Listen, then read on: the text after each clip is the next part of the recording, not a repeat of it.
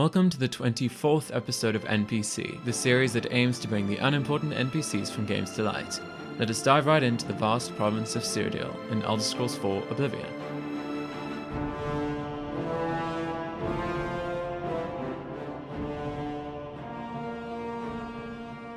Last episode I briefly mentioned that the Skooma Den had a few regular visitors. Whoa. Today we delve into the farthest flung pair, Gelephor and Trenus of the Imperial City.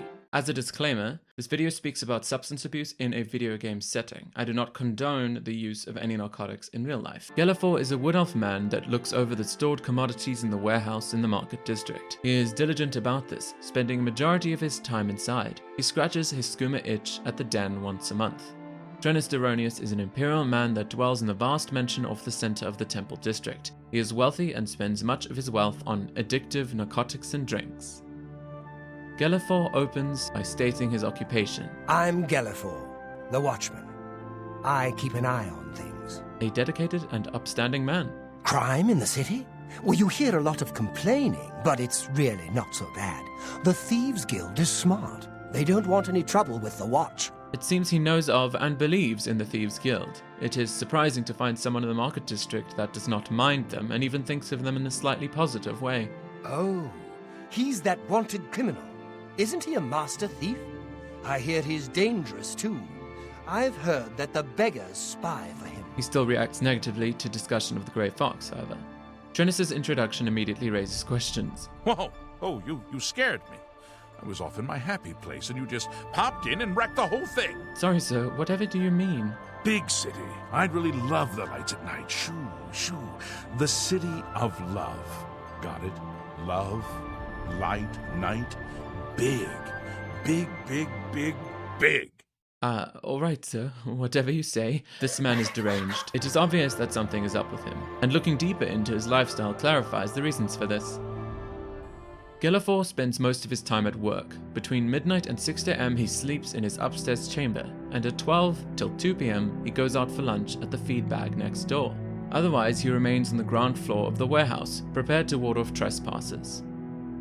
Trenus follows a complex schedule like many of the Imp City residents. He wakes up at 6 AM and breakfasts for a couple of hours. On Maundas and Fredas he steps out into the district. Well met.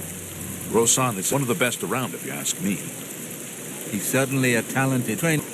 Take care. Greetings. Good boy. What's going on? Before returning home at 1 PM to relax until bedtime at midnight. On Tyrdas and Turdas, he scrolls for an hour around the temple before traversing to the market district from 9. There he socializes with others.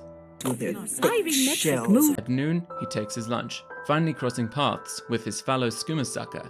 He returns home at 3 PM. On Midas, he goes to the temple to pray for a respectful 4 hours. He then lingers in the district outside for an hour before returning home at 1. On Loras and Sundas, the weekend, he simply remains inside his home all day, perhaps sampling his significant stores of unsafe substances. Now, I wouldn't be speaking of these two if they did not depart from the Imperial City. Each of them takes a trip down to Prevail monthly, however, not at the same time. Interesting. Go on. Gelephor heads out on the 17th of each month. Oh, hello. Starting early, I see. Can't deny the sweet cravings. He sees himself to the Skooma Den and chugs for his entire stay up until the dawn of the 19th. This syncs up with Trenus' departure. They pass each other on the road, probably, and upon arrival the Imperial forgoes his inhibitions until the 20th or 21st. Greetings to you. How goes it? Not bad. Good to hear. Goodbye. Good day. Hello.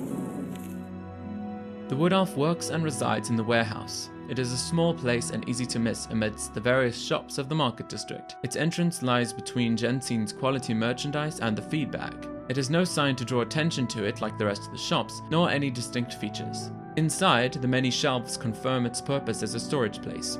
All throughout the ground floor, basement, and upper floor, a melange of items are stored, from cloths to pots, art supplies to display racks, and more. In the nook at the back of the upstairs chamber is Gelephor's bedroom, and a little living space. Trenus Deronius resides in a mansion, one of the 4 that faces the temple in its district. It is huge and magnanimous and made of conventional, at this point repetitive, Imperial City styling. The ground floor opens to a vast living space with a room for dining on the left. Of note, there are many bottles of wine strewn around in tables and in racks. 2 entrances to the basement are built at the base of the 2 staircases either side of the chamber. They lead down to the claustrophobic place used for storage, of which, for some reason, contains many cages. Like a lot of cages. Maybe he has a basement rat problem? Or he has a dark secret. Traveling up either staircase brings one to the top floor. Thereon is a large chamber with opulent space for leisure and a strangely large cupboard, and 2 rooms. One is the guest room and the other is his bedroom. The reason I can distinguish them is that the guest room is smaller and has 1 bottle of wine, while his bedroom is slightly larger and has a fully stocked wine rack and just a few chests full of skooma. There is also a skooma chest in the large room. I'm curious just how much wine and other stuff this guy has.